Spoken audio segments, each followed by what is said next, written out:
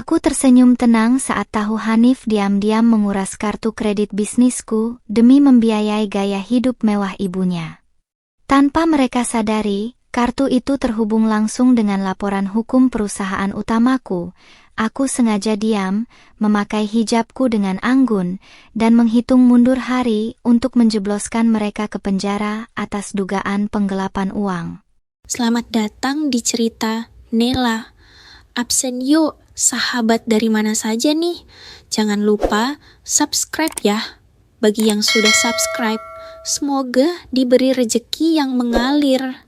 Malam itu, hawa dingin dari AC di ruang kerja pribadiku terasa jauh lebih menusuk kulit daripada biasanya, menemani jemariku yang masih sibuk menyusun laporan keuangan bulanan dari butik kosmetik dan lini fashion muslimah yang kubangun dari nol sejak sebelum menikah.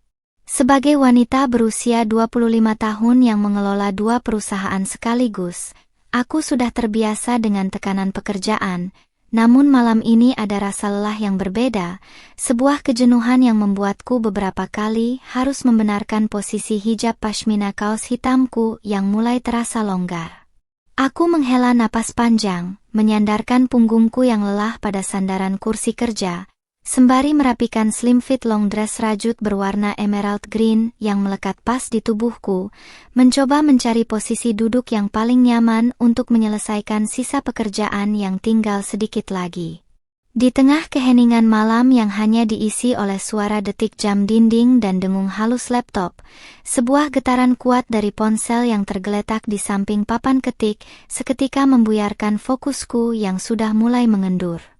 Aku mengulurkan tangan, mengambil benda pipi itu tanpa curiga sedikit pun, mengira itu hanyalah pesan laporan harian biasa dari manajer operasional gudang, atau mungkin sekadar pesan promosi dari aplikasi belanja daring yang biasa masuk di jam-jam rawan seperti ini. Namun, begitu layar ponsel menyala dan menampilkan sebuah baris notifikasi transaksi perbankan, detak jantungku mendadak berhenti sejenak, membuat mataku yang tadinya mengantuk langsung terbelalak lebar menatap deretan angka yang tertera di sana. Layar ponselku dengan sangat jelas menampilkan notifikasi pemotongan saldo dari kartu kredit korporat milik perusahaan utamaku, sebuah kartu kredit eksklusif berlogo hitam dengan limit ratusan juta rupiah yang seharusnya hanya boleh digunakan untuk kepentingan mendesak operasional bisnis dan impor bahan baku tekstil. Nilai transaksi yang tertera tidak main-main, yaitu sebesar 45 juta rupiah. Sebuah nominal yang sangat besar untuk ukuran transaksi tengah malam, dan yang membuat darahku berdesir hebat adalah nama merchant yang tertera di sana merupakan sebuah toko perhiasan emas ternama di salah satu mall paling mewah di Jakarta Selatan.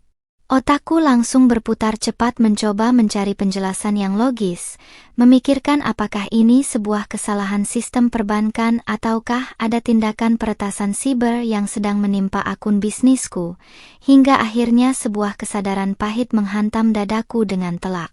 Aku seketika teringat bahwa kartu fisik dari kartu kredit korporat itu sengaja kusimpan di dalam dompet kulit hitam yang selalu ditaruh di dalam laci meja rias kamar utama, sebuah tempat yang sangat privat dan hanya bisa diakses oleh 2 orang di rumah ini, yaitu aku sendiri dan Hanif, suamiku yang baru kunikahi selama 1 tahun terakhir. Dengan perasaan yang mulai campur aduk antara tidak percaya dan amarah yang mulai menyelimuti hati, aku beranjak dari kursi kerja, melangkah pelan keluar dari ruangan dengan meraba dinding koridor rumah kami yang sepi menuju ke arah kamar tidur utama. Langkah kakiku sengaja kubuat seringan mungkin tanpa menimbulkan suara sedikit pun, melewati ruang tengah yang temaram, hingga akhirnya aku berdiri tepat di depan pintu kamar yang sedikit terbuka dan memancarkan seberkas cahaya lampu dari dalam ruangan yang tidak terlalu terang. Melalui celah sempit itu, aku melihat punggung seorang pria yang sangat kusegani sedang duduk membelakangiku di tepi tempat tidur, tampak begitu tegang dengan pundak yang sedikit membungkuk. Pria itu adalah Hanif, suamiku yang berusia 28 tahun, yang malam ini masih mengenakan kemeja kantor birunya yang sudah tampak sangat kusut dan layu, karena belum sempat diganti sejak ia pulang kerja tadi sore. Dari posisiku berdiri, aku bisa melihat dengan sangat jelas kedua tangan Hanif sedang bergerak dengan sangat gelisah, memegang sebuah kartu plastik tipis berwarna hitam pekat yang sangat kukenali, lalu mengarahkannya ke kamera ponselnya seolah sedang memotret bagian depan dan belakang kartu tersebut untuk mengirimkan detailnya kepada seseorang melalui aplikasi pesan singkat.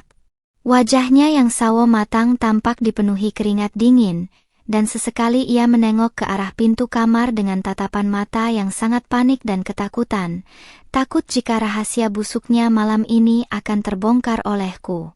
Aku menahan napas di balik helai hijabku, meremas jemariku sendiri untuk meredam dorongan emosi yang mendesakku untuk mendobrak pintu itu dan memaki laki-laki yang berstatus sebagai kepala keluargaku tersebut atas kelakuannya yang sangat memuakkan. Belum sempat aku mengambil tindakan, ponsel di tangan Hanif bergetar kecil, dan karena suasana rumah yang begitu sunyi, aku bisa mendengar suara panggilan telepon yang sengaja ia terima dengan mode suara yang agak dikecilkan, menampilkan suara seorang wanita paruh baya yang sangat familiar di telingaku. Itu adalah suara Ibu Ratna, ibu mertuaku, yang terdengar sangat melengking kegirangan di seberang telepon, memuji-muji Hanif sebagai anak berbakti yang luar biasa, karena akhirnya berhasil membelikan kalung emas berlian yang sudah lama ia idam-idamkan, untuk dipamerkan ke acara arisan sosialitanya besok siang. Mendengar percakapan rahasia antara ibu dan anak itu, air mata yang hampir saja menetes di pipiku mendadak surut, digantikan oleh rasa dingin yang luar biasa yang menjalar ke seluruh aliran darahku dan membekukan sisa rasa iba yang kupunya untuk mereka.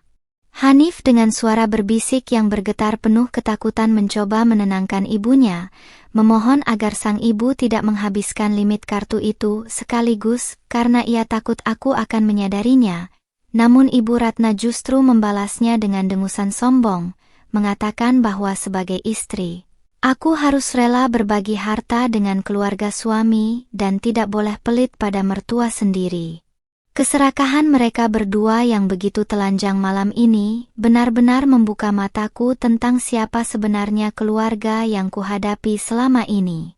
Alih-alih berteriak histeris, menangis tersedu-sedu, atau memicu pertengkaran hebat yang hanya akan berakhir dengan drama manipulasi di mana Hanif akan menuduhku sebagai istri durhaka yang perhitungan terhadap mertua, aku justru menarik napas dalam-dalam dan mengembuskannya perlahan. Sebuah senyuman tipis, dingin, dan penuh arti mulai terukir di sudut bibirku di kegelapan koridor rumah itu, mengubah seluruh rasa sakit hati menjadi sebuah kepuasan tersendiri yang tidak bisa dijelaskan dengan kata-kata. Hanif dan ibunya yang sangat serakah itu benar-benar tidak pernah tahu bahwa mereka baru saja berjalan masuk ke dalam sebuah perangkap mematikan yang tidak akan pernah bisa mereka hindari lagi. Mereka dengan kebodohannya yang luar biasa mengira bahwa kartu itu hanyalah kartu kredit pribadi biasa yang tagihannya bisa dicicil atau diabaikan begitu saja tanpa konsekuensi berat yang mengintai di belakangnya. Mereka sama sekali tidak menyadari bahwa setiap transaksi yang terjadi pada kartu korporat tersebut terikat langsung dengan sistem audit eksternal dan laporan hukum dari perusahaan utamaku yang memiliki tim pengacara bisnis yang sangat kejam. Sambil membalikkan badan dan melangkah kembali ke ruang kerjaku dengan sangat anggun, aku menatap layar ponselku yang masih menyala, mulai menghitung mundur hari dengan senyuman kemenangan, menunggu waktu yang paling tepat untuk menjebloskan suami dan ibu mertuaku ke balik jeruji besi atas dugaan penggelapan uang perusahaan. Sinar matahari pagi yang cerah menembus gorden ruang makan, memantulkan cahaya pada jajaran piring porselen yang sudah kusiapkan dengan rapi di atas meja. Pagi ini, aku sengaja bangun lebih awal untuk menyiapkan sarapan yang luar biasa mewah, lengkap dengan nasi goreng premium, ayam betutu, dan potongan buah segar, seolah-olah tidak ada badai yang sedang mengintai rumah tangga kami. Aku berdiri di dekat meja makan sembari merapikan hijab pashmina kaos hitamku yang senada dengan slim fit long dress rajut berwarna emerald green, menampilkan kesan seorang istri yang sempurna, patuh, dan tanpa beban, meskipun di dalam kepala ini, skenario kehancuran mereka sedang kutulis dengan sangat rapi. Tidak lama kemudian, Hanif keluar dari kamar mandi dengan langkah yang tampak sedikit gontai dan wajah yang masih menyisakan sisa-sisa ketegangan dari aksi pencuriannya semalam. Ia memakai kemeja kerja barunya yang berwarna abu-abu, namun matanya yang sayu terus-menerus menghindari kontak mata langsung denganku saat ia menarik kursi untuk duduk di meja makan. Aku menyambutnya dengan senyuman paling manis yang bisa kuberikan, menyendokkan nasi goreng ke piringnya dengan gerakan yang sangat anggun dan lembut, membuat suamiku itu tampak sedikit bernapas lega karena mengira aku sama sekali tidak menyadari kelakuannya. "Bagaimana tidurmu semalam, Mas? Kulihat kamu tampak sangat lelah waktu pulang kerja kemarin," tanyaku dengan nada suara yang sengaja dibuat selembut sutra, penuh perhatian khas seorang istri yang salihah. Hanif tersedak kecil, buru-buru meminum air putih di dekatnya sebelum menjawab dengan tawa canggung yang dipaksakan, mengatakan bahwa pekerjaannya di kantor memang sedang sangat menumpuk dan membuatnya kurang tidur. Aku hanya mengangguk-angguk kecil sambil terus tersenyum, menikmati setiap detik kegugupan yang terpancar dari gerak-gerik tubuhnya yang salah tingkah di hadapanku. Tepat saat Hanif hendak menyuap makanan pertama ke dalam mulutnya, ponsel milik pribadinya yang diletakkan di atas meja bergetar keras, menampilkan sebuah nama kontak yang sangat kukenal di layarnya, Ibu Ratu. Detik itu juga, aku melihat raut wajah Hanif langsung berubah menjadi pucat pasi, dan dengan gerakan yang sangat terburu-buru, ia membalikkan layar ponselnya agar menghadap ke bawah, mencoba menyembunyikan panggilan itu dariku. Ia menatapku dengan senyuman kaku, beralasan bahwa itu hanyalah telepon dari rekan kantornya yang gemar mengganggu di jam sarapan, sebuah kebohongan yang sangat amat amatir. "Angkat saja, Mas, siapa tahu itu hal yang sangat penting dari Ibu," ucapku dengan santai sembari memotong buah apel dengan pisau kecil di tanganku, sengaja menekankan kata Ibu untuk melihat reaksinya. Hanif menelan ludah dengan susah payah, merasa terpojok oleh keramahanku yang tidak biasa, hingga akhirnya ia terpaksa menggeser tombol hijau dan menempelkan ponsel itu ke telinganya. Karena jarak duduk kami yang cukup dekat, aku bisa mendengar samar-samar suara lengkingan Ibu Ratna dari seberang telepon yang sedang menagih janji Hanif untuk mentransfer sejumlah uang tambahan hari ini. Dari potongan kalimat yang terdengar, Ibu Ratna rupanya tidak puas hanya dengan kalung emas berlian seharga 45 juta rupiah yang dibeli semalam menggunakan kartu kreditku. Wanita paruh baya itu kini menuntut Hanif untuk membiayai uang muka sebuah mobil kota baru yang ingin ia pamerkan kepada teman-teman sosialitanya di kompleks perumahan. Hanif yang panik hanya bisa menjawab dengan kalimat-kalimat pendek yang menggantung, mencoba mengakhiri panggilan telepon itu secepat mungkin sembari matanya terus melirik ke arahku dengan ketakutan yang luar biasa. Setelah menutup telepon dengan alasan harus segera berangkat kerja, Hanif mengusap dahinya yang mulai basah oleh keringat dingin, meskipun pendingin ruangan di ruang makan kami menyala dengan sangat maksimal. Aku meletakkan pisau buah dengan pelan, mengeluarkan bunyi denting kecil yang sengaja kubuat untuk mengejutkan mentalnya yang sudah setengah goyah pagi ini. Aku menatapnya dalam-dalam, menatap lurus ke dalam manik matanya yang gelisah, membuat suamiku itu langsung salah tingkah dan buru-buru menyeka mulutnya dengan tisu dapur. "Mas, kalau Ibu memang sedang membutuhkan sesuatu, bilang saja padaku. Kita kan bisa saling membantu sebagai keluarga," ujarku dengan nada penuh ketulusan yang luar biasa mematikan, sebuah pancingan yang sengaja kulempar agar mereka semakin berani melangkah lebih jauh. Mendengar kalimat itu, mata Hanif seketika berbinar cerah, mengira bahwa dirinya baru saja mendapatkan lampu hijau dan kelonggaran dari kebodohan istrinya yang dianggapnya sangat naif ini. Ia langsung menggenggam tanganku di atas meja, memuji kebaikanku, dan mengatakan betapa beruntung dirinya memiliki istri sepertiku yang sangat berbakti pada mertua. Aku membalas genggaman tangannya dengan kehangatan yang palsu, Sementara di dalam hati, aku sedang tertawa terbahak-bahak melihat bagaimana umpan pertamaku langsung ditelan mentah-mentah olehnya tanpa rasa curiga sedikit pun. Hanif benar-benar tidak tahu bahwa setiap kata manis yang kuucapkan pagi ini adalah bagian dari skenario hukum yang sedang kususun bersama pengacara perusahaanku untuk memperkuat bukti-bukti kesengajaan. Aku membiarkan rasa percaya dirinya melambung tinggi ke langit, karena semakin tinggi mereka terbang dengan uang curian itu, akan semakin hancur tubuh mereka saat kuhantam jatuh ke bumi nanti.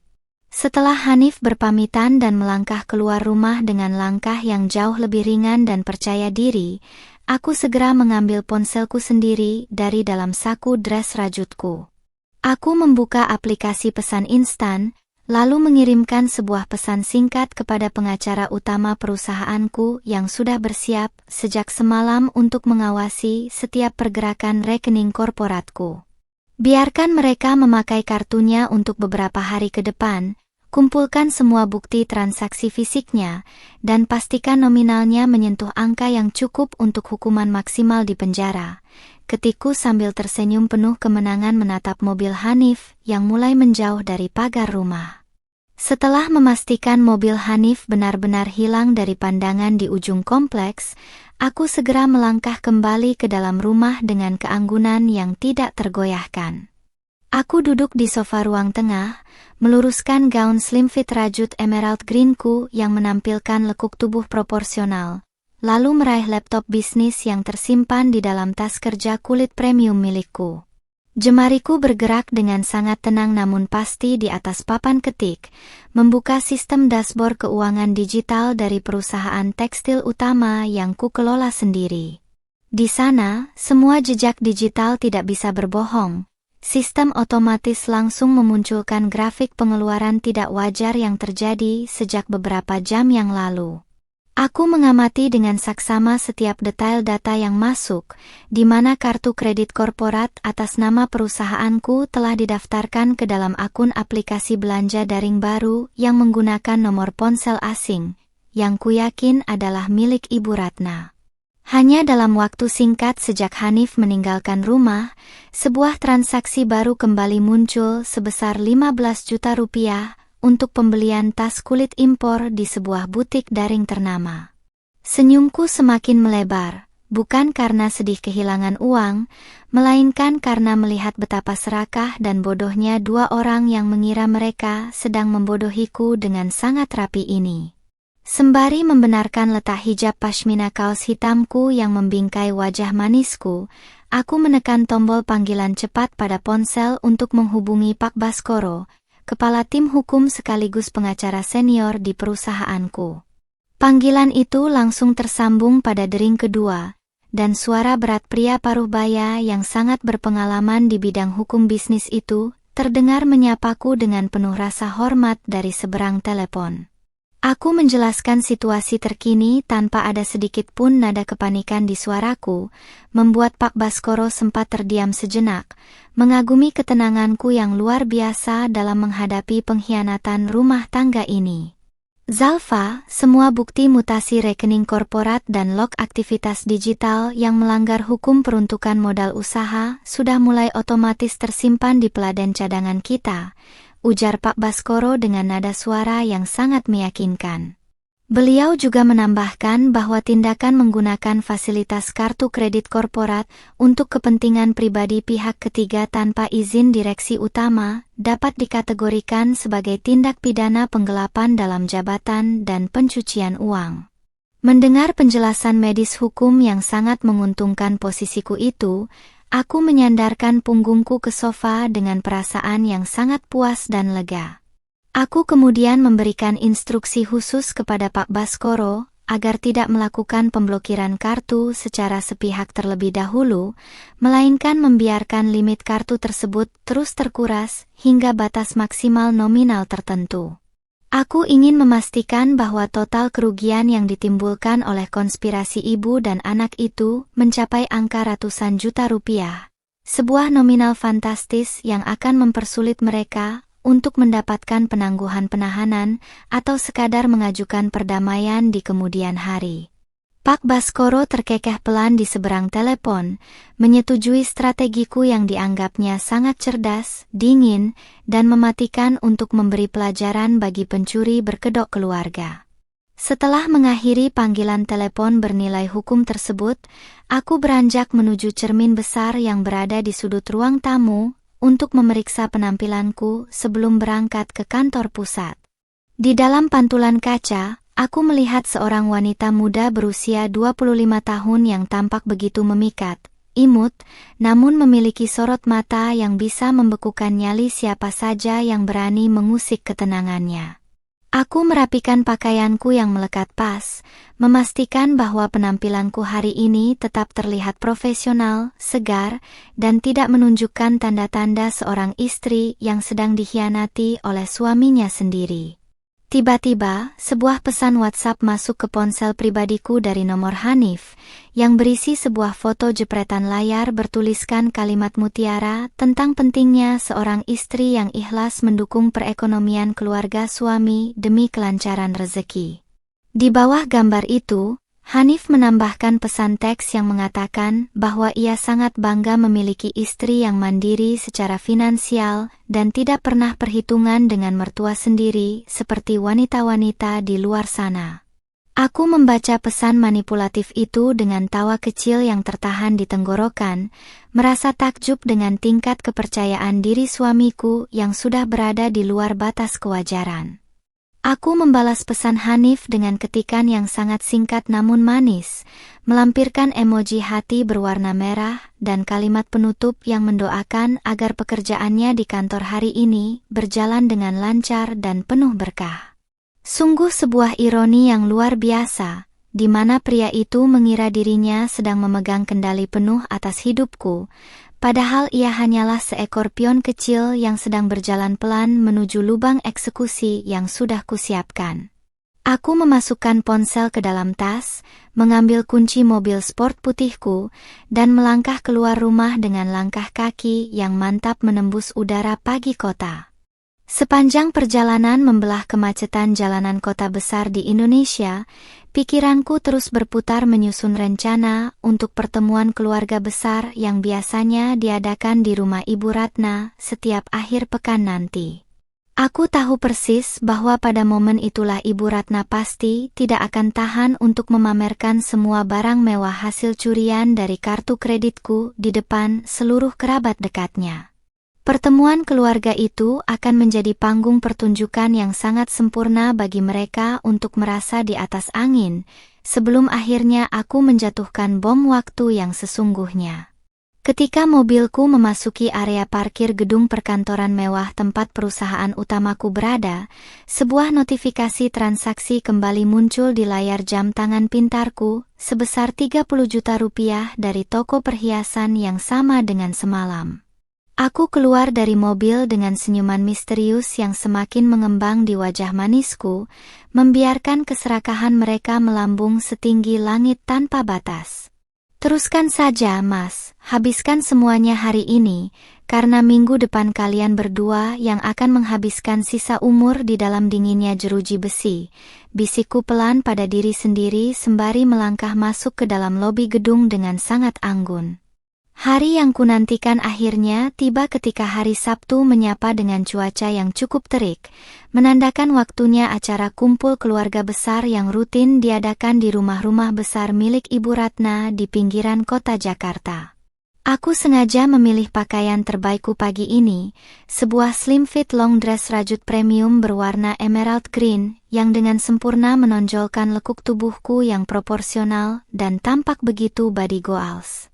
Sembari menatap pantulan diriku di cermin besar kamar, aku melilitkan hijab pashmina kaos hitam dengan sangat rapi dan rapat di leher, memastikan penampilanku memancarkan aura wanita muda berumur 20 ke 15 tahun yang mandiri, sukses, sekaligus tetap tenang tanpa beban sedikit pun. Di sampingku, Hanif tampak sibuk merapikan kemeja batik barunya dengan senyuman yang terus mengembang sejak bangun tidur, seolah-olah beban utang dan ketakutan yang menghantuinya beberapa hari lalu telah sirna sepenuhnya dari kepalanya yang tumpul. Ia beberapa kali melirik ke arahku dengan tatapan memuji betapa cantiknya istrinya hari ini, tanpa tahu bahwa di dalam tas kulit mewah yang sedang kujinjing erat ini, terdapat map berisi salinan berkas pelaporan tindak pidana yang siap dikirim ke kepolisian. Aku hanya membalas pujiannya dengan senyuman manis nan imut khas diriku, sebuah senyuman palsu yang sengaja kupasang sebagai topeng untuk menutupi rencana besar yang akan segera meledak dalam waktu dekat.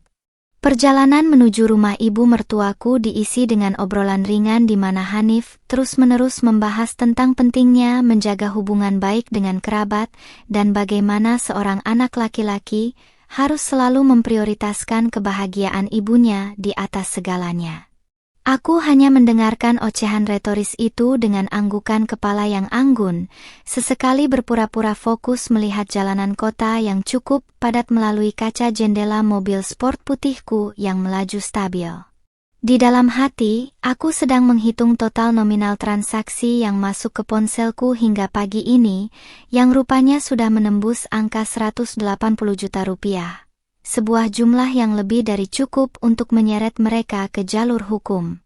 Begitu mobil kami memasuki halaman rumah Ibu Ratna yang cukup luas, suara riuh rendah gelak tawa khas ibu-ibu kompleks dan kerabat jauh sudah terdengar menggema dari arah ruang tamu utama yang pintunya terbuka lebar. Aku turun dari mobil dengan langkah yang anggun, membetulkan sedikit posisi dress rajutku yang melekat pas di tubuh, lalu berjalan beriringan dengan Hanif yang tampak melangkah dengan dada membusung seolah ia adalah pahlawan keluarga yang paling sukses. Begitu kami melangkah melewati pintu masuk, pandangan mata semua orang yang hadir seketika tertuju pada kami berdua, atau lebih tepatnya, tertuju pada penampilan fisikku yang selalu berhasil mencuri perhatian. Di tengah ruangan, duduklah Ibu Ratna di atas sofa jati besarnya, dikelilingi oleh adik-adik perempuan dan sepupu Hanif yang tampak menatapnya dengan tatapan mata penuh kekaguman sekaligus rasa iri yang mendalam. Ibu mertuaku yang berusia 53 tahun itu tampil dengan riasan wajah yang sangat tebal dan menor, dipadukan dengan hijab instan penuh paet emas, berkilau yang tampak terlalu berlebihan untuk acara rumahan biasa. Namun, yang paling menarik perhatianku adalah kilauan sebuah kalung emas berlian berukuran cukup besar yang melingkar di leher keriputnya. Kalung berkilau seharga 45 juta rupiah yang dibeli menggunakan kartu kredit bisnisku. Wah, menantu kesayangan ibu akhirnya datang juga. Seru Ibu Ratna dengan nada suara yang sengaja dikeras-keraskan agar seluruh ruangan mendengar sambutannya yang terasa sangat dibuat-buat itu. Ia beranjak berdiri dari sofanya, melangkah mendekatiku dengan gerakan yang sengaja dibuat heboh, agar gelang-gelang emas tebal yang baru di kedua pergelangan tangannya saling berdenting dengan nyaring. Aku langsung mengulurkan tangan untuk menyalaminya dengan sopan, merasakan tekstur jemarinya yang kini dipenuhi cincin batu permata baru, yang lagi-lagi kuhafal betul dari daftar mutasi rekening korporatku 2 hari lalu. Sambil berpura-pura mengagumi perhiasan barunya, aku melemparkan pandangan mata ke sudut ruangan, di mana terdapat 3 buah tas belanjaan dari butik desainer ternama berlogo besar yang sengaja diletakkan di tempat yang mudah dilihat semua orang. Kakak ipar perempuan Hanif langsung menyenggol lenganku sambil berbisik dengan nada menyindir, mengatakan bahwa Hanif pasti sedang mendapatkan bonus besar dari tempat kerjanya, sehingga bisa membelikan ibunya barang-barang mewah bernilai ratusan juta dalam sekejap.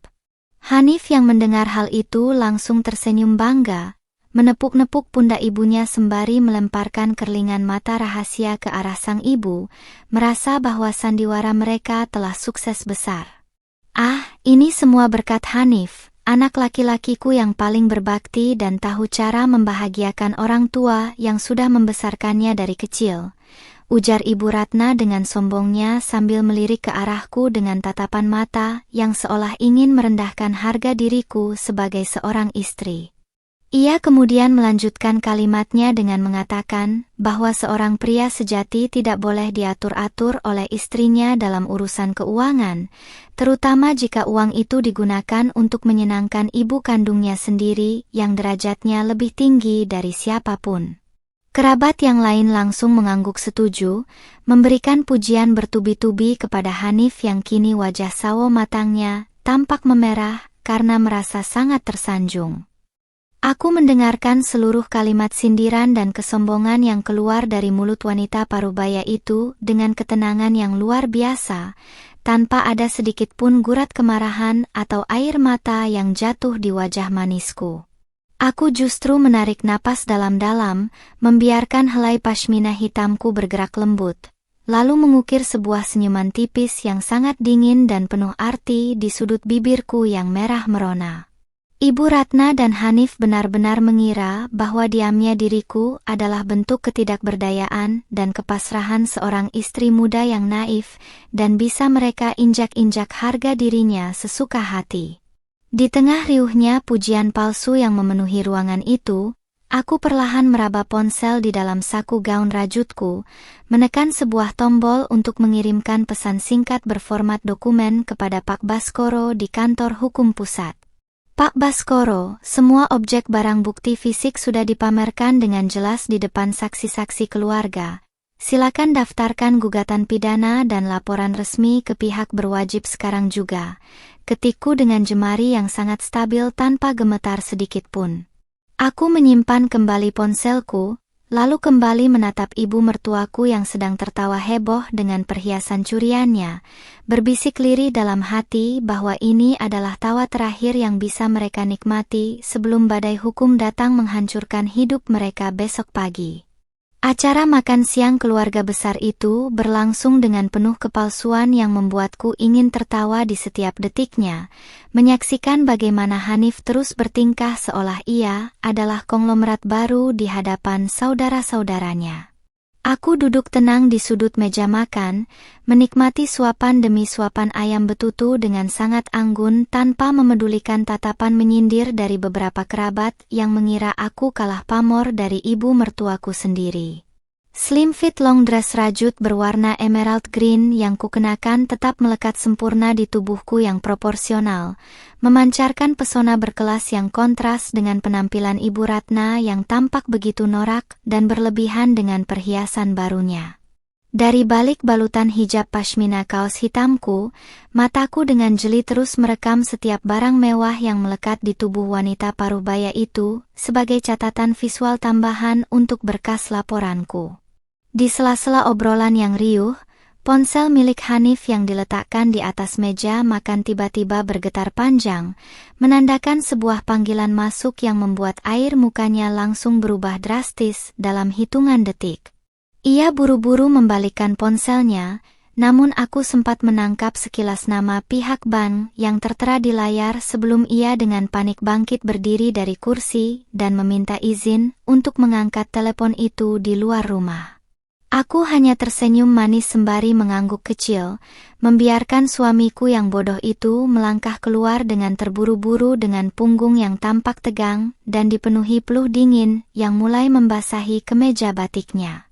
Sambil memotong buah pencuci mulut, aku membuka ponsel pribadiku secara sembunyi-sembunyi di bawah meja, memeriksa ruang obrolan terenkripsi dengan Pak Baskoro yang baru saja mengirimkan sebuah dokumen digital berformat PDF. Dokumen tersebut berisi analisis forensik perbankan dan riwayat penarikan dana tunai serta gesek tunai (gestun) yang dilakukan menggunakan kartu kredit bisnisku di 3 toko emas berbeda dalam 3 hari terakhir. Total kerugian real perusahaan kini telah menyentuh angka 210 juta rupiah. Sebuah batas nominal yang sengaja kukondisikan agar kasus ini tidak bisa diselesaikan hanya dengan jalur mediasi biasa atau sekadar permintaan maaf di atas meterai.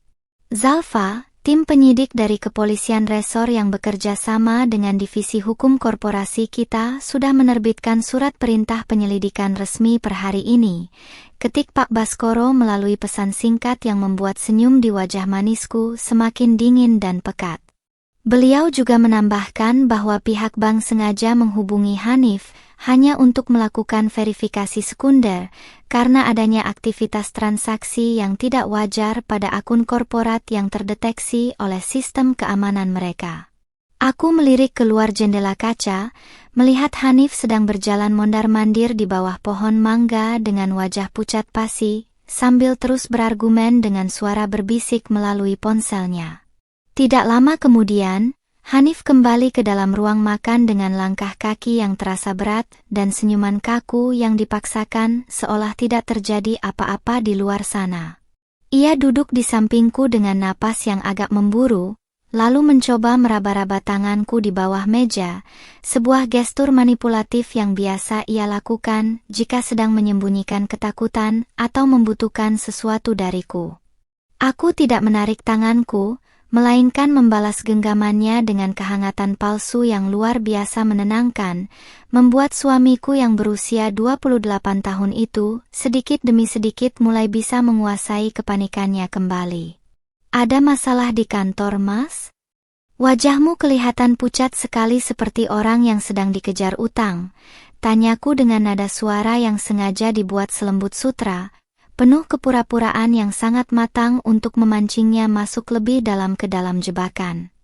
Hanif menelan ludah dengan susah payah, mengusap tengkuknya yang basah sebelum menjawab bahwa itu hanyalah telepon dari bagian keuangan kantor yang salah memasukkan data laporan bulanan miliknya. Aku hanya mengangguk-angguk kecil dengan ekspresi imut yang menggemaskan, berpura-pura mempercayai kebohongan amatiran yang keluar dari mulut laki-laki yang berstatus sebagai suamiku itu. Tiba-tiba, Ibu Ratna yang duduk di seberang meja menyela percakapan kami dengan suara melengkingnya yang khas, menanyakan apakah Hanif sudah mengurus proses administrasi untuk pemesanan mobil kota baru yang mereka bicarakan kemarin. Mendengar pertanyaan ibunya yang tidak tahu situasi itu, Hanif tampak hampir tersedak air liurnya sendiri, memberikan kode mata yang sangat panik agar ibunya menghentikan pembahasan tersebut di hadapanku. Namun, Ibu Ratna yang sudah dibutakan oleh keserakahan dan rasa ingin pamer justru mendengus kesal, mengabaikan kode dari anaknya dan terus mendesak agar uang muka mobil itu segera dibayarkan sore ini juga. Kalau Mas Hanif belum sempat ke bank, pakai saja dulu kartu yang kemarin, Bu, lagi pula limitnya masih sangat banyak dan sayang kalau tidak digunakan, ujarku dengan santai memotong pembicaraan mereka, melemparkan umpan terakhir yang sangat mematikan bagi psikologis mereka yang serakah. Mendengar kalimat yang keluar dari mulutku, mata Ibu Ratna seketika berbinar cerah seperti melihat tumpukan harta karun yang tak akan pernah habis, sementara Hanif menatapku dengan tatapan tidak percaya sekaligus lega, karena mengira istrinya benar-benar sebodoh itu. Ibu mertuaku langsung memuji kebaikanku di depan semua kerabat, mengatakan bahwa aku adalah menantu yang sangat tahu diri dan berbakti pada keluarga suami. Aku menerima semua pujian palsu dan tatapan merendahkan dari keluarga besar Hanif dengan hati yang dipenuhi oleh kepuasan yang luar biasa, membayangkan bagaimana runtuhnya harga diri mereka dalam beberapa jam ke depan. Hanif yang merasa mendapat angin segar langsung menggenggam erat kartu kredit hitam di dalam saku celananya, merasa bahwa dirinya telah berhasil membodohi sistem dan menguasai harta milik istrinya sepenuhnya tanpa konsekuensi.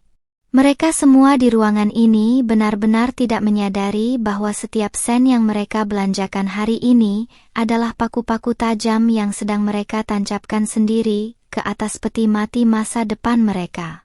Ketika acara kumpul keluarga itu akhirnya selesai dan kami berpamitan untuk pulang, aku melirik jam tangan pintarku yang menunjukkan pukul 4 sore, waktu di mana kantor kepolisian biasanya mulai memproses berkas laporan harian.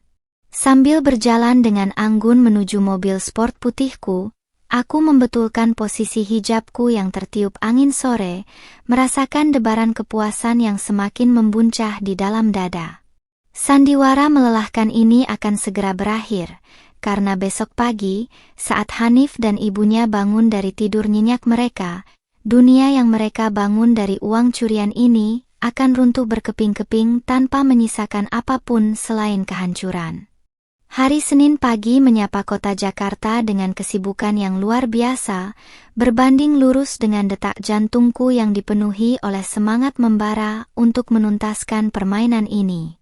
Setelah Hanif berangkat ke kantornya dengan kemeja abu-abu yang tampak lecek, aku segera bersiap-siap menuju kantor pusat perusahaanku dengan penampilan yang sangat prima dan berkelas. Aku mengenakan slim fit long dress rajut premium berwarna emerald green yang dipadukan dengan hijab pashmina kaos hitam yang dililitkan sangat rapi di leher, memperlihatkan siluet tubuhku yang proporsional dan memancarkan aura wanita karir berusia 25 tahun yang sukses. Di dalam mobil sport putihku, aku memutar musik instrumen klasik dengan volume rendah, menikmati setiap jengkal perjalanan menuju hari kehancuran pria yang telah mengkhianati kepercayaanku. Begitu melangkah masuk ke dalam ruang kerja pribadiku yang megah di lantai 15 gedung perkantoran mewah itu, aku mendapati Pak Baskoro sudah duduk menunggu di sofa kulit hitam sembari memegang sebuah map jepit tebal berwarna merah. Wajah pengacara senior itu tampak sangat serius namun menyiratkan kepuasan profesional yang tinggi, sebuah pertanda bahwa semua berkas dan jebakan hukum yang kami susun selama seminggu terakhir telah rampung sempurna tanpa ada celah sedikit pun. Aku duduk di hadapannya, meletakkan tas kerja kulit premiumku dengan anggun, lalu menerima lembar demi lembar dokumen resmi yang disodorkan oleh pria paruh baya berkacamata tersebut dengan jemari yang sangat tenang. Semua berkas laporan resmi terkait dugaan tindak pidana penggelapan dalam jabatan dan penyalahgunaan aset korporasi telah resmi terdaftar di Polda Metro Jaya sejak pukul 9 pagi tadi, Zalfa, ujar Pak Baskoro dengan nada suara yang berat dan penuh keyakinan. Beliau kemudian menunjukkan selembar kertas berlogo Garuda Emas yang merupakan surat tanda terima laporan polisi, lengkap dengan nama Hanif dan Ibu Ratna sebagai pihak terlapor atas kerugian material sebesar 210 juta rupiah. Mendengar laporan yang begitu rapi dan terstruktur itu, sebuah senyuman dingin yang sangat manis perlahan terukir di sudut bibirku, menandakan bahwa sumbu bom waktu ini telah resmi dinyalakan. Pak Baskoro menjelaskan bahwa tim penyidik dari Unit Kejahatan Ekonomi akan segera bergerak cepat melakukan pemanggilan saksi dan penyitaan barang bukti fisik berupa perhiasan serta tas mewah yang berada di rumah Ibu Ratna dalam waktu dekat. Karena status kartu kredit yang digunakan adalah kartu korporat yang legalitasnya terikat langsung dengan audit eksternal negara, Hanif tidak akan bisa berdalih bahwa ini adalah urusan domestik rumah tangga atau sekadar masalah nafkah istri. Aku mengangguk-angguk paham, menyandarkan punggungku ke sandaran sofa dengan perasaan puas yang luar biasa, membayangkan betapa terkejutnya suamiku yang bodoh itu saat surat panggilan polisi tiba di meja kerjanya. Tepat setelah Pak Baskoro meninggalkan ruang kerjaku, ponsel pribadi di atas meja bergetar keras, menampilkan rentetan pesan WhatsApp masuk dari nomor Hanif yang tampak begitu panik dan berantakan. Ia mengirimkan jepretan layar berupa pesan peringatan dari sistem perbankan yang menyatakan bahwa kartu kredit korporat yang dipegangnya telah ditangguhkan sementara karena adanya indikasi aktivitas penipuan. Hanif menuliskan pesan teks yang sangat panjang, memohon agar aku segera menelepon pihak bank untuk membuka blokir tersebut karena ibunya sedang berada di dealer mobil dan merasa sangat malu karena kartu itu ditolak saat hendak menggesek uang muka. Aku membaca pesan panik itu dengan tawa kecil yang terdengar sangat merdu di dalam ruangan yang sunyi, merasa takjub dengan ketidaktahuan mereka yang sudah berada di ujung tanduk hukum namun masih memikirkan gengsi sosial. Sambil membetulkan letak hijab pashmina hitamku di depan cermin kecil, aku mengetik balasan dengan nada yang sangat tenang, berpura-pura terkejut dan mengatakan bahwa sistem keuangan perusahaanku sedang mengalami audit tahunan otomatis dari kantor pusat. Aku menambahkan kalimat penenang bahwa aku akan mencoba mengurusnya besok pagi, sebuah kebohongan manis yang sengaja kuberikan agar mereka tetap tinggal di rumah dan tidak melarikan diri keluar kota. Tidak butuh waktu lama bagi Ibu Ratna untuk ikut campur. Wanita parubaya itu langsung meneleponku dengan suara melengkingnya yang dipenuhi amarah yang meledak-ledak tanpa tahu malu. Di seberang telepon, ia memaki-makiku sebagai menantu yang tidak berguna dan pembawa sial, karena telah membuatnya menanggung malu di depan para pramuniaga dealer mobil mewah akibat kartu kredit yang mati.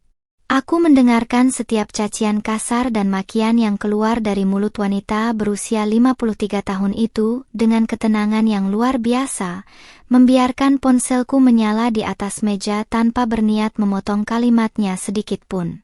Ibu mohon tenang dulu, semua ini hanya masalah teknis perbankan yang biasa terjadi pada akun bisnis bernominal besar, jadi tidak perlu emosi sampai seperti itu. Jawabku dengan nada suara yang sengaja dibuat selembut sutra dan semut mungkin, memancing urat sarafnya agar semakin menegang karena merasa tidak dihargai.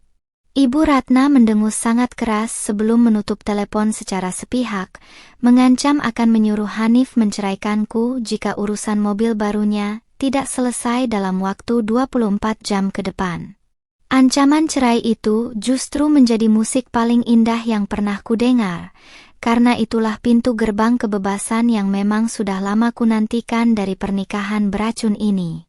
Setelah panggilan telepon yang memuakan itu berakhir, aku segera menghubungi manajer operasional butik fashionku untuk memastikan bahwa semua aset pribadi dan rekening tabungan atas namaku telah dipisahkan secara hukum dari harta gonogini pernikahan.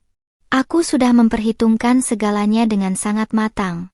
Saat badai hukum ini menghantam Hanif dan ibunya, tidak akan ada satu sen pun dari harta kekayaanku yang bisa mereka sentuh untuk membayar pengacara atau meringankan hukuman mereka. Aku berdiri di dekat jendela kaca besar yang menghadap langsung ke jalanan protokol Jakarta, menatap pemandangan kota dengan tatapan mata yang tajam, dingin, dan penuh kemenangan seorang wanita mandiri. Ketika jam dinding menunjukkan pukul 5 sore, aku bersiap untuk pulang ke rumah, merapikan gaun rajut emerald greenku yang tetap terlihat anggun dan tanpa celah sepanjang hari yang melelahkan ini. Sambil berjalan menuju lift khusus eksekutif, aku membuka kembali aplikasi pelacakan posisi yang sengaja kupasang secara rahasia di ponsel Hanif sejak beberapa bulan lalu untuk memastikan ia berada di rumah. Nikmatilah malam terakhirmu di tempat tidur yang empuk itu, Mas Hanif, karena besok pagi, kamu dan ibumu tercinta akan merasakan bagaimana dinginnya lantai ruang tahanan polisi. Bisikku lirih sembari tersenyum penuh arti menatap pantulan diriku di dinding lift yang berkilau. Hari Selasa pagi berjalan seperti biasa, namun atmosfer di dalam rumah kami terasa begitu pekat dan menegangkan, terutama bagi Hanif yang sejak subuh tidak berhenti mondar-mandir di ruang tengah. Aku sengaja duduk tenang di sofa sambil menikmati secangkir teh hangat, mengenakan slim fit long dress rajut berwarna emerald green yang dipadukan dengan hijab pashmina kaos hitam yang membingkai wajah manisku dengan sangat rapi. Penampilanku yang tampak begitu memikat dan tenang justru menjadi kontras yang sangat luar biasa dengan suamiku yang kini wajah sawo matangnya tampak kuyu, dengan lingkaran hitam tebal di bawah matanya, karena tidak bisa tidur memikirkan urusan kartu kredit yang diblokir. Tepat pukul 8 pagi, saat Hanif baru saja memakai sepatu kantornya dan bersiap melangkah keluar pintu, suara ketukan keras yang bertubi-tubi dari arah luar mendadak memecah keheningan rumah kami. Hanif terlonjak kaget, lalu bergegas membuka pintu depan dengan harapan bahwa itu mungkin kurir yang mengantarkan berkas penting dari kantornya atau kabar baik dari pihak bank. Namun, begitu pintu kayu jati itu terbuka lebar, 3 orang pria bertubuh tegap dengan pakaian batik rapi dan tanda pengenal kepolisian yang dikalungkan di leher sudah berdiri tegak di hadapannya dengan ekspresi wajah yang sangat dingin. "Selamat pagi, benar dengan saudara Hanif?" tanya salah satu petugas yang berada di posisi paling depan sembari mengeluarkan selembar kertas resmi dari dalam map jepit yang dibawanya. Hanif menelan ludah dengan susah payah, mengangguk pelan dengan suara yang mendadak tercekat di tenggorokan, menatap surat perintah pemanggilan resmi sebagai terlapor atas kasus dugaan tindak pidana penggelapan dalam jabatan. Aku melangkah pelan mendekati pintu, berdiri di belakang Hanif dengan anggun, menampilkan ekspresi wajah terkejut yang berpura-pura panik demi menjaga jalannya sandiwara ini hingga detik terakhir.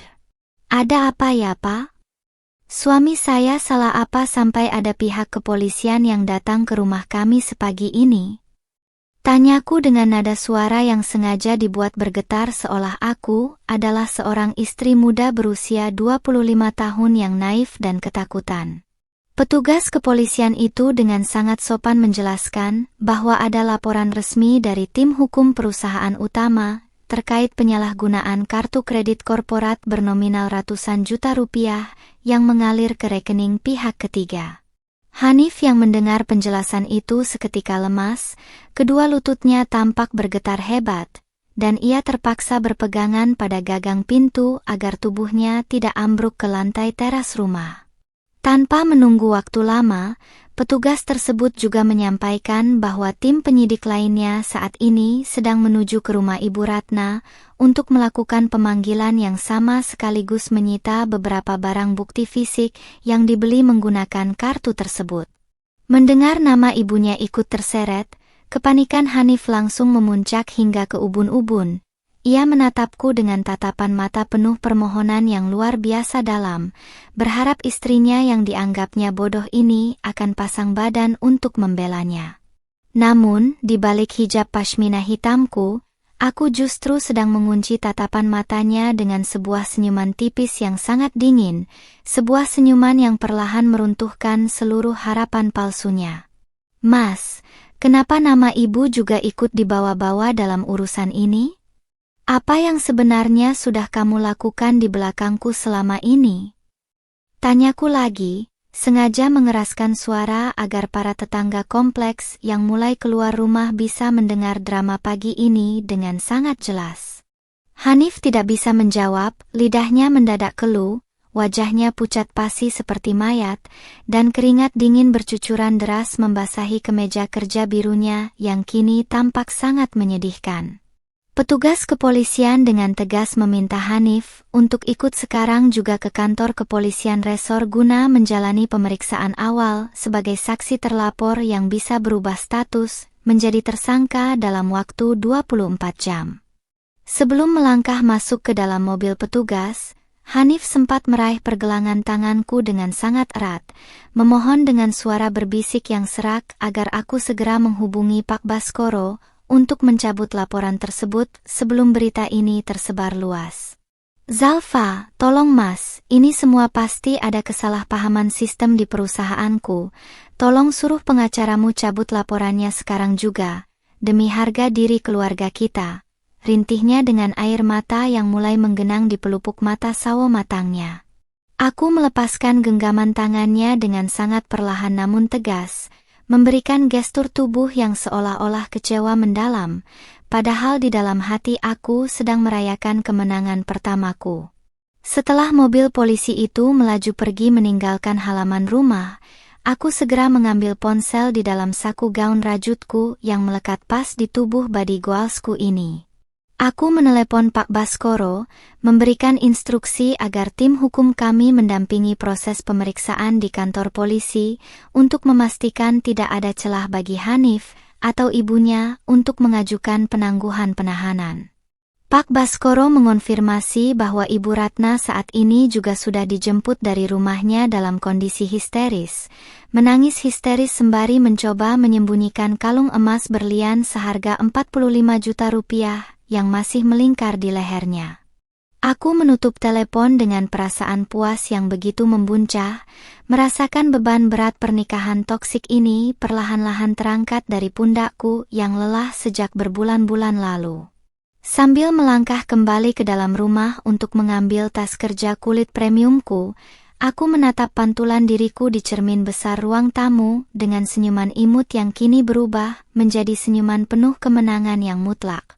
Wanita muda yang selama ini mereka anggap naif, lemah, dan bisa diinjak-injak harga dirinya hanya karena memakai hijab, kini telah berbalik menjadi sosok yang menghancurkan kesombongan mereka dalam sekejap mata.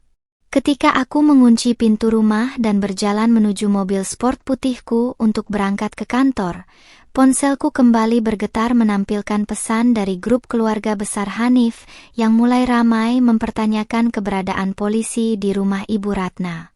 Aku mengabaikan rentetan pesan panik dari para kerabat yang dulu gemar menyindirku, menyalakan mesin mobil dengan senyuman manis yang terus mengembang di wajahku sepanjang jalan membelah kemacetan kota. Ini barulah permulaan dari kehancuran total mereka, karena di babak berikutnya, aku sendiri yang akan datang ke ruang pemeriksaan untuk menyaksikan akhir dari keserakahan suami dan ibu mertuaku di balik jeruji besi. Langkah kakiku terdengar begitu tegas dan berwibawa saat memasuki koridor gedung Direktorat Reserse Kriminal Khusus Polda Metro Jaya yang bernuansa kaku dan dingin siang itu. Aku melangkah dengan keanggunan yang mutlak, membetulkan sedikit posisi slim fit long dress rajut premium berwarna emerald green yang membungkus tubuh body goalsku dengan sangat proporsional dan anggun. Hijab pashmina kaos hitam yang kukenakan tersemat raki tanpa celah, membingkai wajah manisku yang kini tidak lagi mengenakan topeng kepasrahan, melainkan memancarkan aura dingin seorang wanita muda berusia 25 tahun yang siap menuntut keadilan. Di sampingku, Pak Baskoro berjalan dengan langkah tegap sembari memeluk map merah tebal berisi seluruh dokumen asli mutasi rekening korporat yang menjadi senjata pamungkas kami. Begitu petugas kepolisian membukakan pintu ruang pemeriksaan bernomor 3, pemandangan di dalam ruangan langsung menyajikan drama kehidupan yang sangat kontras dengan kesombongan yang mereka pamerkan beberapa hari lalu. Di sudut meja kayu panjang, duduklah Ibu Ratna dengan kondisi yang sangat berantakan. Riasan wajahnya yang tebal kini luntur dan coreng-moreng akibat air mata yang terus mengalir deras membasahi pipi keriputnya. Hijab instan penuh payet emasnya yang semula tampak mentereng, kini bergeser miring menampakkan rambutnya yang memutih, sementara kedua tangannya yang gemetar terus memegangi sapu tangan kain yang sudah basah kuyup oleh peluh dan air mata penyesalan. Di sebelah wanita paruh baya itu, Hanif duduk membungkuk dengan kedua telapak tangan yang menutupi wajah sawo matangnya, tampak begitu hancur dan kehilangan seluruh harga diri yang selama ini ia banggakan di depan kerabatnya. Kemeja kantor birunya yang kusut kini tampak basah di bagian pundak oleh keringat dingin, dan bahunya terguncang kecil, menandakan bahwa suamiku itu sedang menangis tanpa suara meratapi kebodohannya yang luar biasa. Begitu mendengar suara langkah sepatuku yang mendekat, mereka berdua serentak mendongakkan kepala, menatap kedatanganku dengan tatapan mata yang dipenuhi oleh secercah harapan palsu yang amat sangat menyedihkan. Zalfa, ya Allah, enduk, tolong ibu, enduk. Suruh polisi-polisi ini melepaskan ibu. Ini semua pasti salah paham. Ibu tidak tahu apa-apa tentang uang perusahaanmu. Jerit Ibu Ratna histeris begitu melihat sosokku berdiri anggun di hadapannya. Wanita berusia 53 tahun itu bahkan nyaris berlutut di lantai ruang pemeriksaan jika saja petugas tidak segera menahan bahunya dengan tegas untuk memintanya tetap duduk di kursi pemeriksaan. Kilauan kalung emas berlian seharga 45 juta rupiah yang dibeli dari kartu kreditku kini telah berpindah tempat ke atas meja penyidik, terbungkus di dalam kantong plastik bening sebagai barang bukti kejahatan yang tak terbantahkan. Hanif pun langsung ikut memohon dengan suara serak yang bergetar hebat, mencoba meraih ujung gaun rajutku namun dengan cepat dihalangi oleh Pak Baskoro yang memasang badan di depanku dengan tatapan mata yang tajam. Zalfa, Mas mohon maaf, Mas hilaf. Mas cuma mau menyenangkan ibu, tidak ada niat sedikit pun untuk merugikan perusahaanmu, tolong cabut laporannya sekarang juga. Mas berjanji akan mencicil semuanya sampai lunas, rintih Hanif dengan wajah yang memerah akibat rasa malu yang teramat sangat di depan para penyidik kepolisian. Mendengar kalimat mencicil dari mulut pria yang tidak tahu diri itu, aku hanya bisa menatapnya dengan pandangan mata yang sangat dingin tanpa ada sedikit pun rasa iba yang tersisa. Aku menarik napas dalam-dalam, membiarkan keheningan ruangan itu mencekam psikologis mereka selama beberapa detik, sebelum akhirnya aku mengukir sebuah senyuman tipis yang sangat manis namun mematikan di wajah imutku. Mencicil dengan apa, Mas? Gaji kantoranmu bahkan tidak akan cukup untuk membayar bunga dari total uang yang sudah kalian berdua maling dari kartu korporatku dalam seminggu ini, jawabku dengan nada suara yang sangat tenang, lembut, namun setiap katanya terdengar seperti belati yang menghujam langsung ke jantung pertahanan mental mereka. Penyidik yang duduk di balik laptop bahkan hanya terdiam, mengagumi ketenanganku yang begitu matang dalam menghadapi konspirasi busuk suami dan mertua sendiri. Ibu Ratna yang mendengar jawaban dinginku langsung beralih dari memohon menjadi memaki, watak aslinya yang egois dan pemarah kembali muncul ke permukaan karena merasa terpojok oleh kenyataan yang ada. Kamu memang menantu durhaka, pelit dan tidak tahu diuntung. Hanya karena uang segitu saja kamu tega menjebloskan mertua dan suamimu sendiri ke penjara, dasar wanita ular berkedok hijab.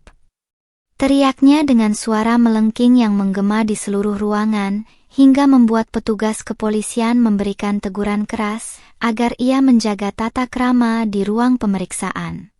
Aku tidak membalas makian kasar itu dengan amarah, melainkan hanya membalasnya dengan tawa kecil yang terdengar sangat merdu namun menyiratkan kemenangan yang mutlak. Pak Baskoro kemudian maju satu langkah, meletakkan salinan berkas tambahan di atas meja penyidik yang berisi bukti bahwa tindakan Hanif dan ibunya telah memenuhi seluruh unsur pasal 374 KUHP tentang penggelapan dalam jabatan dengan pemberatan, yang ancaman hukumannya di atas 5 tahun penjara. Mendengar penjelasan medis hukum dari pengacara seniorku, wajah Hanif seketika berubah menjadi abu-abu, kesadaran bahwa masa depannya telah hancur total dan ia akan mendekam lama di dalam sel tahanan yang dingin akhirnya menghantam kepalanya dengan telak. Ia menatap ibunya dengan tatapan menyalahkan, menyadari bahwa keserakahan sang ibu yang tak pernah puaslah yang telah menyeretnya ke dalam jurang kehancuran ini. Mulai hari ini, tim hukum saya juga sudah mendaftarkan gugatan cerai resmi ke Pengadilan Agama Jakarta Selatan, jadi nikmatilah sisa waktu kebersamaan kalian berdua sebagai tersangka di tempat ini, ujarku dengan sangat anggun sembari merapikan tas kulit premiumku, menandakan bahwa kehadiranku di ruangan ini sudah cukup untuk menyaksikan kehancuran mereka.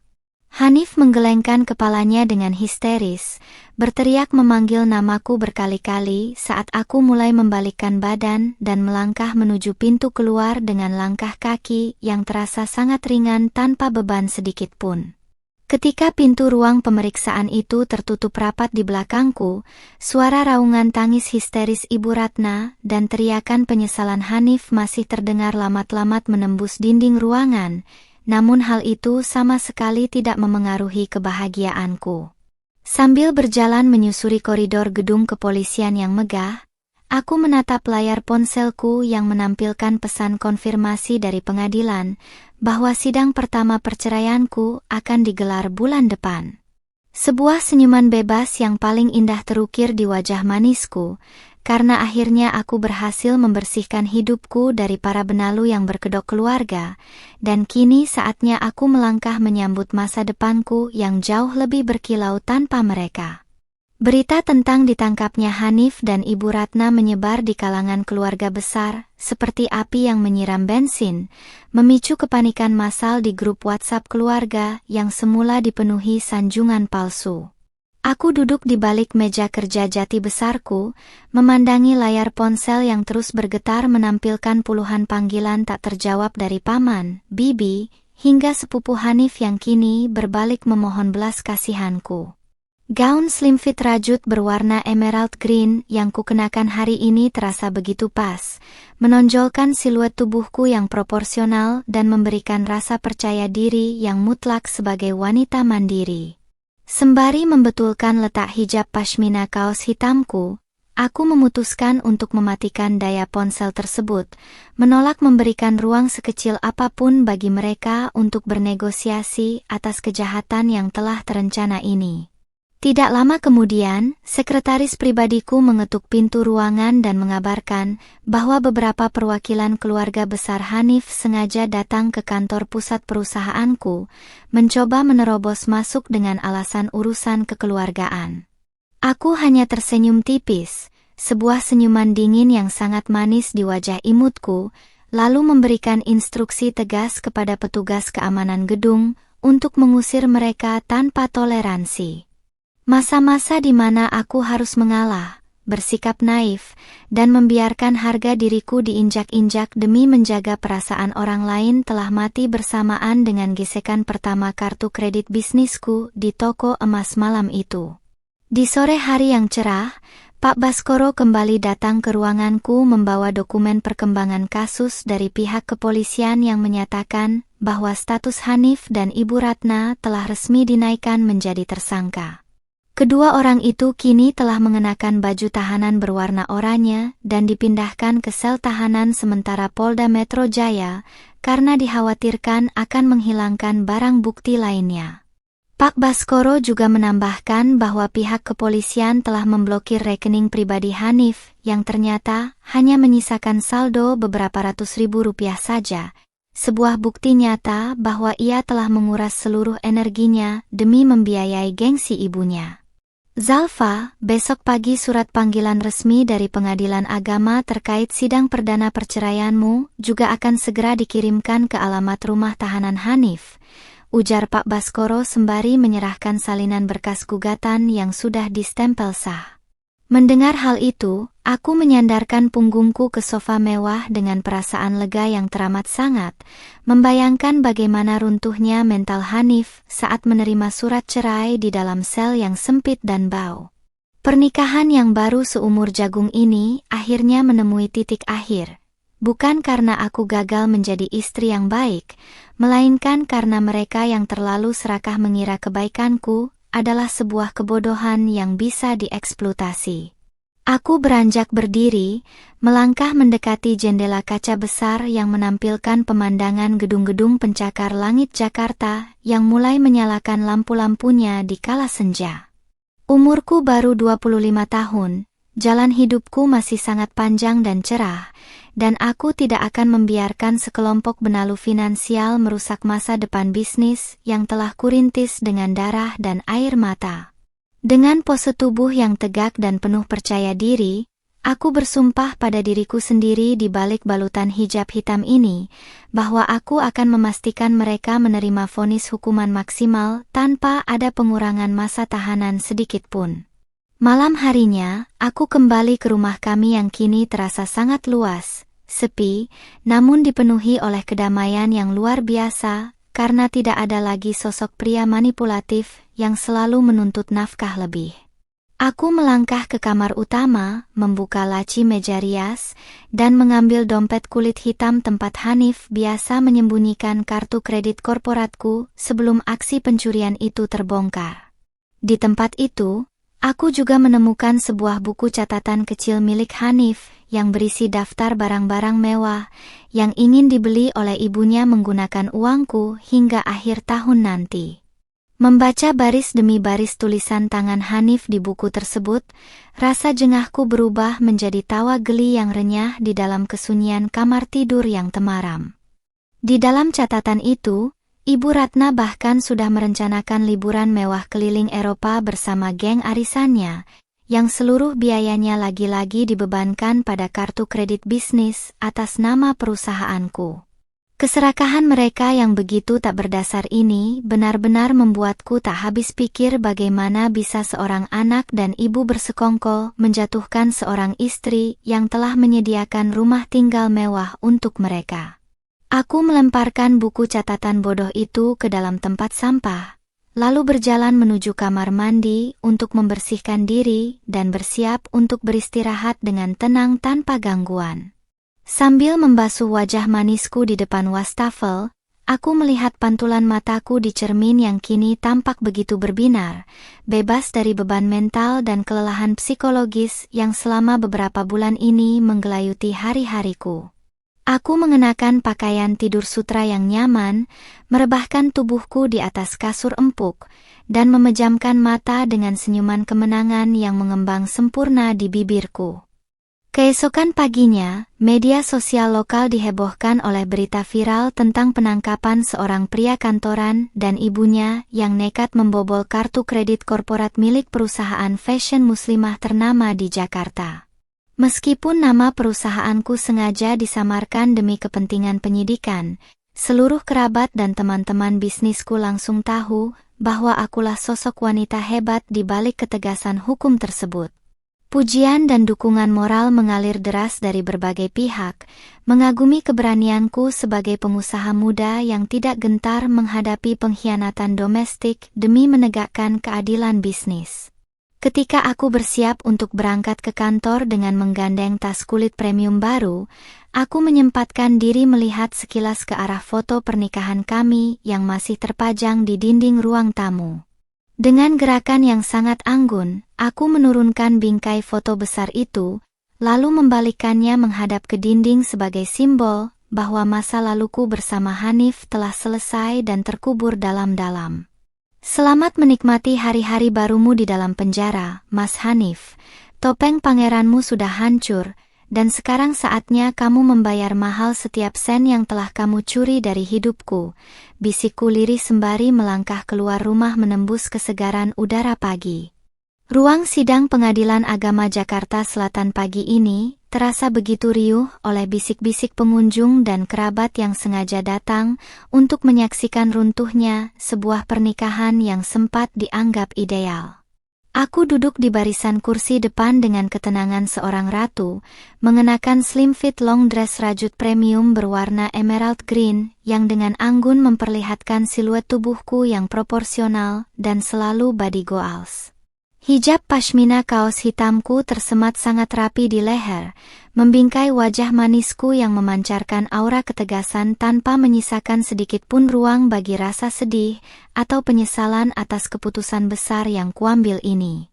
Tidak lama kemudian, pintu samping ruang sidang terbuka dan 2 orang petugas kejaksaan mengawal Hanif masuk ke dalam ruangan dengan kondisi yang benar-benar mengenaskan dan jauh dari kata terhormat. Pria berusia 28 tahun itu kini mengenakan rompi tahanan berwarna merah di atas kemeja putihnya yang tampak kusam, dengan borgol besi yang melingkari kedua pergelangan tangan sawo matangnya yang gemetar. Wajahnya yang dulu selalu membusung sombong kini tertunduk dalam-dalam ke arah lantai marmer, mencoba menghindari tatapan mata kamera wartawan media daring lokal yang sejak pagi mengintai kasus viral ini. Di belakang barisan pembatas sidang, beberapa sepupu dan tante Hanif yang dulu gemar menyindirku di acara arisan kini hanya bisa duduk terdiam dengan wajah pucat, tidak berani lagi melemparkan tatapan merendahkan seperti biasanya. Mereka semua kini tahu bahwa wanita berusia 25 tahun yang berada di depan mereka bukanlah perempuan muda yang bisa diintimidasi dengan doktrin ketaatan buta, melainkan pemilik sah dari seluruh aset dan kekayaan yang selama ini mereka nikmati secara cuma-cuma. Pak Baskoro yang duduk di sampingku memberikan senyuman tipis sembari merapikan berkas keputusan inkrah dari pengadilan negeri terkait kasus penggelapan uang yang telah menjatuhkan vonis bersalah kepada Hanif dan ibunya. Ketika majelis hakim mengetukkan palu sidang sebanyak 3 kali, suasana ruangan seketika berubah menjadi sangat hening, menandakan dimulainya pembacaan amar putusan atas gugatan cerai yang kuajukan sebulan lalu. Hakim ketua dengan suara bariton yang berwibawa membacakan lembar demi lembar pertimbangan hukum, menyatakan bahwa seluruh dalil gugatanku mengenai pengkhianatan finansial dan pelanggaran moral berat yang dilakukan oleh tergugat telah terbukti secara sah dan meyakinkan. Lebih dari itu, pengadilan juga memutuskan bahwa tidak ada hak bagi Hanif untuk menuntut harta gonogini sepeser pun, karena seluruh kekayaan yang ada murni berasal dari modal usaha yang kubangun sendiri sebelum pernikahan terjadi.